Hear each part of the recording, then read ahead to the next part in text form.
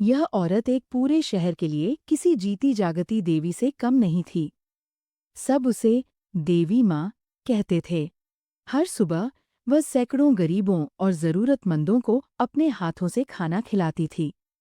लोग उसकी पूजा करते थे, उसका आशीर्वाद लेते थे और मानते थे कि उसमें कोई चमत्कारी शक्ति है।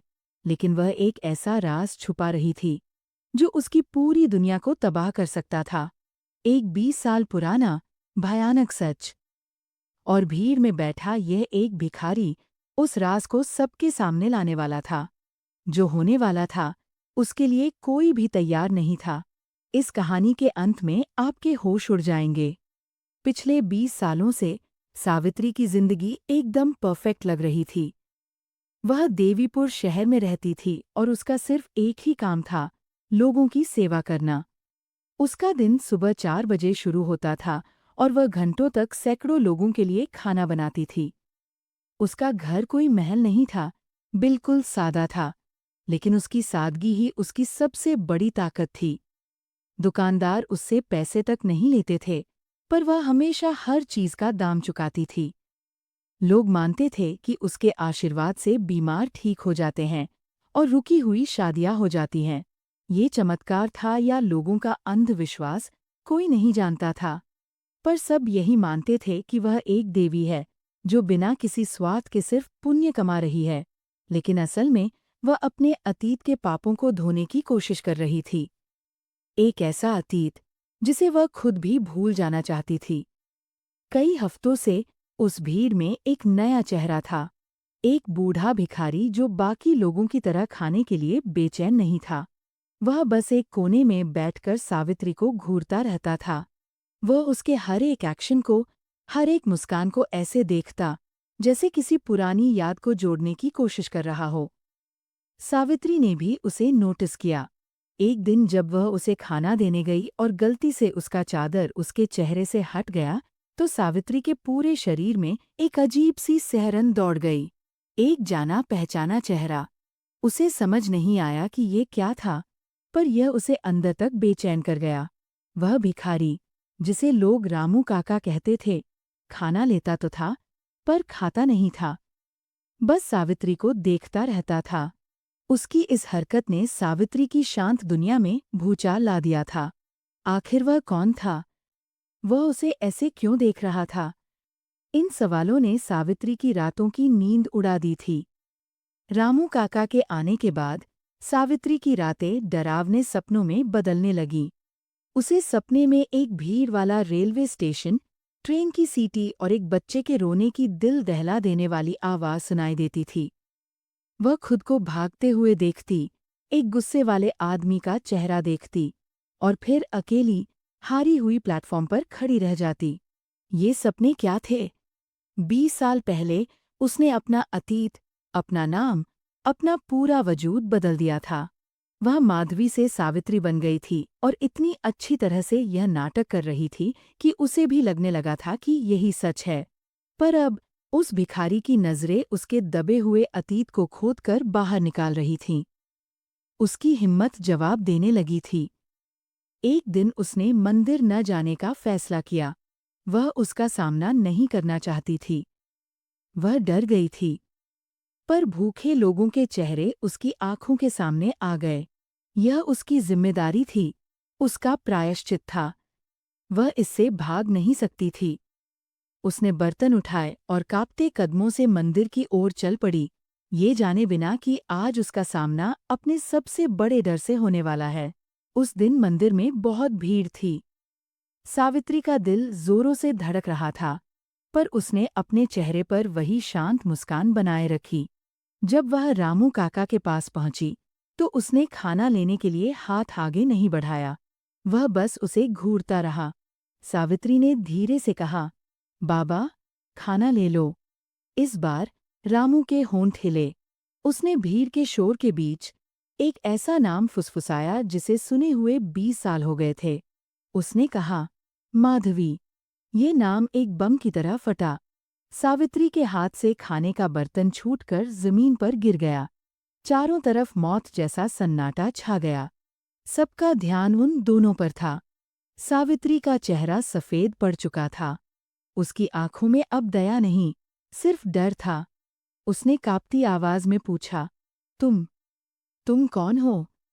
तुम्हें यह नाम कैसे पता? रामू काका की आवाज अब एक कड़वी सच्चाई की तरह गूंजी। भूल गईं, माधवी। मैं उस दिन को नहीं भूला, जब मैं अपने होने वाली बहू को बेइज्जत कर धक्के मार कर निकाल दिया था, क्योंकि शादी से पहले ही वह गर्भवती हो गई थी और उसके पेट में उसके घर का वारिस पल रहा था, उसके छोटे भाई मोहित का अंश। ये एक ज्वालामुखी था जो फट चुका था। भीड़ में हंगामा मच गया। क्या उनकी देवी माँ ऐसी हो सकती है? एक झटके में देवी का नकाब चकनाचूर हो गया। जो लोग कल तक उसके पैर छूना चाहते थे, अब उसे नफरत से देख रहे थे। सावित्री वहीं पत्थर की तरह खड़ी थी और उसकी आंखों से आंसू बह रहे थे, जो 20 साल से जमे हुए थे। सन्नाटा चीख रहा था। रामू काका अब सिर्फ एक भिखारी नहीं, अतीत का गवाह था। मैं रोहित हूँ, उसने कहा, तुम्हारे पति मोहित का बड़ा भाई, तुम्हारा जेठ। भीड़ हैरान थी। देवी माँ का परिवार भी था। रामू ने पूरी पागल कर देने वाली कहानी बताई। रायपुर के प्रतिष्ठित व्यापारी गंगा साहू के छोटे बेटे मोहित की सगाई शादी के 6 महीने पहले ही हो गई थी। लेकिन शादी के एक हफ्ते पहले ही एक कार एक्सीडेंट में मोहित की मृत्यु हो गई, जिससे माधवी और मोहित की शादी नहीं हो पाई।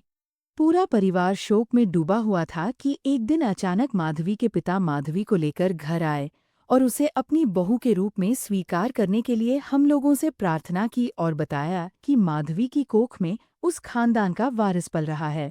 पर हम लोगों को उनकी बातों पर यकीन नहीं हुआ और उनकी काफी बेइज्जती कर दी, यहाँ तक कि माधवी को भी बदचलन कह घर से धक्के मार कर निकाल दिया। लेकिन तुम्हारे जाने के बाद सब कुछ बिखर गया। हमारा कारोबार तबाह हो गया। हम सड़क पर आ गए। मेरे माँ बाप सदमे में मर गए और मेरा परिवार भी एक हादसे में खत्म हो गया। मैं अकेला रह गया। मैंने उस बच्चे को जन्म दिया था, पर समाज के डर से मेरे पिता ने उसे स्टेशन पर एक बेंच पर छोड़कर ऐसे चले आए जैसे कुछ हुआ ही न हो। और मैं भी उस जुल्म में बराबर की भागीदार थी। मैंने अपने परिवार और समाज के डर से अपने ही बच्चे को बोझ समझ लिया। अब सब कुछ शीशे की तरह साफ था। सावित्री का यह सेवा का ढोंग, यह दान पुण्य, सब एक प्रायश्चित था। वह दुनिया के हर बच्चे के सिर पर हाथ फेर रही थी, क्योंकि वह अपनी ही बच्चे को ममता नहीं दे पाई थी। उसका देवी का रूप, उसके अंदर की गुनहगार माँ को छुपाने का एक खोखला मुखौटा था। शहर सदमे में था। सावित्री अब कुछ नहीं छुपा रही थी। उसने रोते हुए कहा, हाँ, मैं ही हूँ, वो अभागन बिन ब्याही माँ। मैं डर गई थी। रोहित की आवाज में अब गुस्सा नहीं, उदासी थी। मैं सालों से तुम्हें और उस बच्चे को ढूंढ रहा था। आज तुम तो मिल गईं। पर वो बच्चा कहाँ है, माधवी? उसने सावित्री की आंखों में झांक कर पूछा। वो बच्चा हमारे घर का चिराग। क्या तुमने इन 20 सालों में एक बार भी उसे ढूंढने की कोशिश की? यह सवाल वहां मौजूद हर इंसान के कानों में गूंज गया। सावित्री ने ना में सिर हिलाया। वह फुसफुसाई, नहीं, मैंने कभी हिम्मत ही नहीं की। कहानी यहाँ खत्म नहीं हुई थी, बल्कि यहाँ से एक नया मिशन शुरू हो रहा था। अपने खोए हुए बेटे को ढूंढने का मिशन। उस दिन के बाद सावित्री देवी माँ नहीं रही। कुछ लोग उससे नफरत करते तो कुछ उसके दर्द को समझते थे, पर अब उसे कोई फर्क नहीं पड़ता था। उसकी आंखों में अब बस एक ही मकसद था, अपने बेटे को ढूंढना। रोहित और माधवी ने एक नामुमकिन मिशन शुरू किया। 20 साल पहले लाखों के शहर में खोए एक बच्चे को ढूंढना। वे पुलिस स्टेशन गए, कुछ नहीं मिला। अनाथ आश्रम गए, कोई फायदा नहीं। उनके पैसे खत्म हो रहे थे, वक्त हाथ से निकल रहा था। कई रातें उन्होंने फुटपाथ पर गुजारी। जो औरत रोज 100 लोगों को खाना खिलाती थी, आज खुद एक एक रोटी के लिए मोहताज थी। और जब वे हार मानने ही वाले थे, उन्हें एक सुराग मिला। स्टेशन के पास एक पुजारी ने उन्हें बताया कि 20 साल पहले एक बच्चा मिला था, जिसे पास के गांव के एक निःसंतान मास्टर ने कानूनी तौर पर गोद ले लिया था। उनकी आंखों में उम्मीद की किरण चमक उठी। वे तुरंत उस गांव की ओर निकल पड़े। माधवी का दिल जोरों से धड़क रहा था। क्या उसका बेटा उसे माफ करेगा? उन्हें वह घर मिल गया। अध्यापक श्रीकांत शर्मा। ये वही घर था। यही सच का पल था। वे बाहर इंतजार करने लगे। कुछ देर बाद दरवाज़ा खुला और एक 20 साल का लड़का बाहर निकला। उसके हाथ में किताबें थीं और उसका चेहरा हूबहू मोहित का तस्वीर था। माधवी की सांसें रुक गईं। उसका बेटा जिंदा था और कितना खुश लग रहा था। लड़के ने, जिसका नाम अर्चित था, उन्हें पानी पिलाया और अपने माता-पिता से मिलवाया। वे बहुत नेक लोग थे और उन्होंने अर्चित को अपने बेटे से भी ज्यादा प्यार दिया था। माधवी ने देखा कि अर्चित उस परिवार में कितना खुश और सुरक्षित है। माधवी के अंदर एक तूफान चल रहा था। उसे अपने बेटे को गले लगाना था, माफी मांगनी थी। पर उसे एक भयानक सच भी दिख रहा था। अगर वह आज सच बता देती है, तो वह अर्चित की इस खुशहाल दुनिया को एक पल में उजाड़ देगी। और तब माधवी ने अपनी जिंदगी का सबसे मुश्किल और सबसे सही फैसला लिया। उसने चुप रहने का फैसला किया।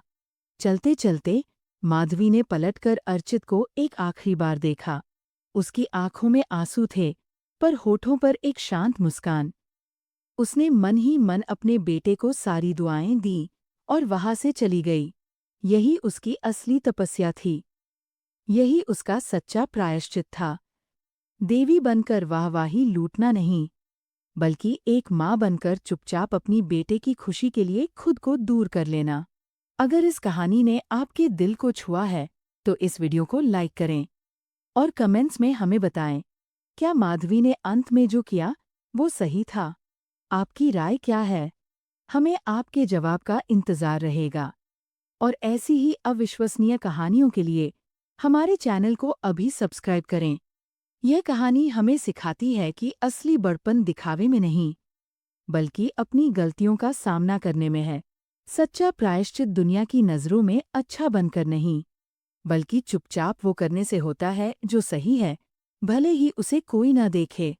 माधवी का सफ़र एक नकली देवी बनने से शुरू होकर एक असली इंसान बनने पर खत्म हुआ, और शायद यही जिंदगी का सबसे बड़ा सच है।